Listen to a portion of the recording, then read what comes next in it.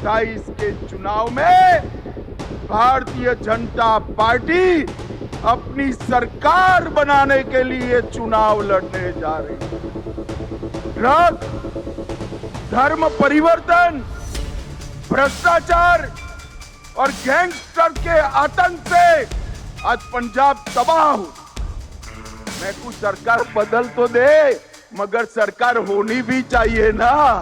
यहाँ तो कोई सरकार ही नहीं है भाई। अकेले पंजाब में है, अकेले पंजाब में। भाइयों बहनों, मैं आज पंजाब की जनता को कहने आया हूं, एकदम कम नहीं है आप पार्टी में नशे का कारोबार समाप्त करने का। और कांग्रेस और अकाली तो पहले ही थे। इन प्रकार से 27 में होने वाले चुनाव में हम आज से भारतीय जनता पार्टी के प्रचार की शुरुआत करें। मैं पंजाब की जनता को अपील करने के लिए आया हूं, हम जब भी आए छोटे भाई के रूप में आपके सामने आए। हमारी सरकार कभी बननी ही नहीं थी, मगर आज मैं कहकर जाता हूं 27 के चुनाव में भारतीय जनता पार्टी अपनी सरकार बनाने के लिए चुनाव लड़ने जा रही है। मैं पूरी पंजाब की जनता से, माताओं बहनों से, बुजुर्गों से आशीर्वाद मांगने आया हूं कि आप हमें आशीर्वाद दीजिए, हमारी ताकत बढ़ाइए। अगर पंजाब को नशे से कोई मुक्त कर सकता है तो केवल और केवल नरेंद्र मोदी और भारतीय जनता पार्टी कर सकती। और साहब, हमने कर दिखाया है। कश्मीर से धारा 370 समाप्त करी, आज नक्सलवाद समाप्त होने के कगार पर है।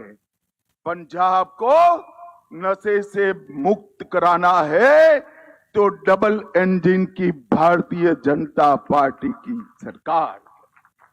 भाइयों बहनों, पंजाब पूरा कर्ज, ड्रग, धर्म परिवर्तन, भ्रष्टाचार और गैंगस्टर के आतंक से आज पंजाब तबाह हो। उद्योग पंजाब छोड़कर जा रहा है, किसान इसका कोई खैर ख्वाह नहीं रहा है। अगर पंजाब के युवाओं को बेरोजगारी हटानी है, बहुत मौके दे दिए, कांग्रेस को भी दिया, अकालियों को भी दिया, आप पार्टी को भी दिया। एक मौका भारतीय जनता पार्टी को देकर देखिए, हम पंजाब में परिवर्तन लाएंगे। भाइयों बहनों, आज मैं यहां आया हूं तब एक बात बताना चाहता हूं। 24 में भारतीय जनता पार्टी को 24 में 19% वोट मिला है। जोर से बोलो, कितना प्रतिशत मिला है? अरे जोर से बोलो, कितना मिला है? और साहब, हमारा ट्रैक रिकॉर्ड है, भाजपा को जहां 19% वोट मिलता है, अगली सरकार भारतीय जनता पार्टी की। ओडिशा में यही हुआ, असम में यही हुआ, मणिपुर में यही हुआ, त्रिपुरा में यही हुआ, उत्तराखंड में यही हुआ। और अब मेरे वीर, पंजाब की बारी है, पंजाब की बारी। ये पंजाब की जनता ने देश के अनाज के भंडार हमेशा भर कर रखे, और जब जब भी देश की सुरक्षा का सवाल आया, पंजाब के जवानों ने ही पूरे भारत की सुरक्षा की है। भाइयों बहनों, ये आप सरकार, यहां आते वक्त एक पत्रकार का मुझे फोन आया कि अमित भाई, चर्चा है सरकार बदलने जा रहे हो। मैं कुछ सरकार बदल तो दे, मगर सरकार होनी भी चाहिए ना। यहां तो कोई सरकार ही नहीं है भाई। मुझे बताओ, कोई है सरकार? जोर से बोलो, कोई है सरकार? अरे सरकार होती तो कानून और व्यवस्था की स्थिति ऐसी न होती, सरकार होती तो नशे का कारोबार न होता, किसानों की परेशानी न होती, सरकार होती तो यहां पर कानून और व्यवस्था ठीक होती। आम आदमी पार्टी परिवर्तन का वादा कर कर आई थी। मैं आम आदमी पार्टी के नेताओं को पूछना चाहता हूं, क्या कर रहे हैं आपके मुख्यमंत्री? पूरे देश में जहां जहां केजरीवाल को जाना है, पंजाब सरकार के खर्चे से विमान लेकर उनके पायलट बनकर जाने के अलावे ये मुख्यमंत्री ने कुछ नहीं किया है। मुझे बताओ भाई, जरा जोर से बोलो, 25 लाख नौकरियों का वादा किया था, मिली है क्या? अरे जोर से बोलो, मिली है क्या? 4 महीने में पंजाब को नशा मुक्त करने का वादा किया था, कर पाए है क्या? 16,000 सरकारी दवाखाने बनाने थे, बने हैं क्या? विधवा पेंशन, बुजुर्ग पेंशन 2500 करना था, कर पाए थे क्या? 16 मेडिकल कॉलेज बनाने थे, बने हैं क्या? 20,000 करोड़ की आय खनन से बढ़ानी थी, बढ़ी है क्या? सभी फसलों पर एमएसपी का वादा किया था, पूरा हुआ है क्या? भाइयों बहनों, सिख विरुद्ध दंगों में 5 लाख रुपए का मुआवजा देने का वादा किया था, वो भी नहीं कर पाए। ये जो सरकार आप पार्टी की है, वो वादा खिलाफी की सरकार, वो पंजाब का भला नहीं कर सकती। ये भ्रष्टाचारी सरकार है, आकंठ भ्रष्टाचार में डूबी हुई सरकार है। यहां के मुख्यमंत्री जी को शर्म आनी चाहिए। दिल्ली से 4 सूबेदार आकर बैठे हैं और पंजाब का धन लूटकर दिल्ली जे राजे, और मुख्यमंत्री जी ऊप नहीं कर सकते। मोगा आउटडोर विज्ञापन का घोटाला हुआ, अमृतसर स्मार्ट सिटी परियोजना का घोटाला हुआ, जलंधर स्मार्ट सिटी परियोजना में घोटाला हुआ, बरनाला ट्रक यूनियन की भूमि में घोटाला हुआ, खडूर साहेब पंचायत के फंड का घोटाला हुआ, आंगनवाड़ी में पंजरी का घोटाला हुआ, 100 करोड़ से ज्यादा उगाही के केस कोर्ट में लंबित है, और अपने चेहरे को दिखाने के लिए 800 करोड़ का विज्ञापन करने में खर्चा डाल दिया। भाइयों बहनों, मुझे बताओ, ये भ्रष्टाचारी सरकार पंजाब का भला कर सकती है क्या? जोर से बोलो, कर सकती है क्या? आप पार्टी केवल और केवल यहां की सरकार केजरीवाल का एटीएम बन गई है, एटीएम बन गई है। भाइयों बहनों, ये पंजाब के सम्मान के साथ खिलवाड़ है। पूरा पंजाब ड्रग की समस्या से जूझ रहा है, कानून और व्यवस्था समाप्त हो चुकी। 26 के शुरुआत में ही 3 सरपंच से हत्या हो गई, गैंगस्टर उगाही कर रहे हैं, और पुलिस चौकी के अंदर ही एएसआई की हत्या हो जाती है। एक रिपोर्ट है, पूरे देश में हीरोइन का कारोबार, नशे का कारोबार जो है, उसमें से 45% अकेले पंजाब में है, अकेले पंजाब में। भाइयों बहनों, मैं आज पंजाब की जनता को कहने आया हूं, एकदम कम नहीं है आप पार्टी में नशे का कारोबार समाप्त करने का।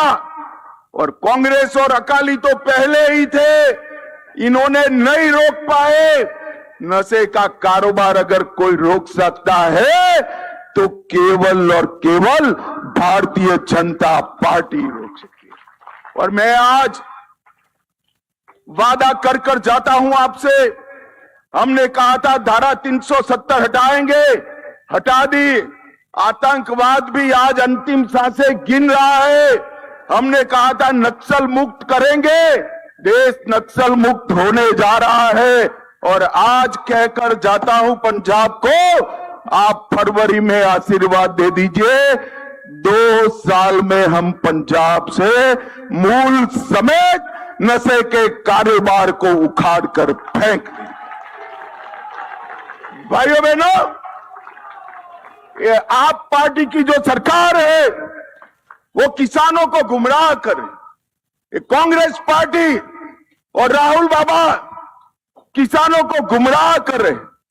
मैं उनको कहने आया हूं, अभी संसद में बोलते थे, आप पार्टी के केजरीवाल ने भी फोन किया कि अमेरिका के साथ जो ट्रेड डील हुआ है उससे किसानों का नुकसान। पंजाब के किसान भाइयों बहनों, इनकी बात मत सुनना, ये झूठ बोल रहे हैं, झूठ बोल रहे हैं। WTO में 2013 में MSP न दी जाए ऐसा करार वो कर आए थे। भगवान भला करे भारत की जनता का कि 14 में इनको निकाल दिया। इसका कंफर्मेशन करने का समय 2017 में नरेंद्र मोदी की सरकार में आया। नरेंद्र मोदी जी ने 100 झिटक कर कह दिया कि मेरे किसानों को MSP मिलेगी, उसको कोई नहीं रोक सकता। किस मुंह से राहुल गांधी बात कर रहे हैं? हमने सबसे ज्यादा MSP पर खरीद करने का काम हमारे नरेंद्र मोदी जी ने किया। पूरे पंजाब के किसानों को सबसे ज्यादा रबी और खरीफ के गेहूं और धान दोनों सबसे ज्यादा अगर किसी ने खरीदे हैं तो नरेंद्र मोदी की भाजपा सरकार ने खरीदे। और इसके साथ साथ 2 ही दिन में ऑनलाइन पेमेंट आज किसान के घर में चला जाता है। भ्रष्टाचार हमने बंद कर दिया। और राहुल बाबा, आपकी सरकार थी तब कितना बजट देते थे किसानों को? 22,000 करोड़ का। कितना भैया बोलो तो जरा जोर से बोलो, कितना? नरेंद्र मोदी जी ने 22,000 करोड़ से बढ़ाकर 1,40,000 करोड़ का बजट किया। हर किसान को सालाना 6,000 रुपया मिल रहा है। 13 करोड़ 50 लाख लोगों को किसान सम्मान निधि देने का काम किया। कांग्रेस ने कभी भी दलहन MSP पर नहीं खरीदी। हमने नाफेड की व्यवस्था करी है।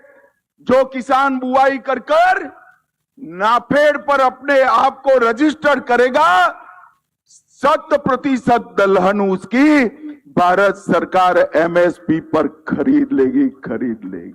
हम मक्के को भी MSP पर खरीद रहे हैं।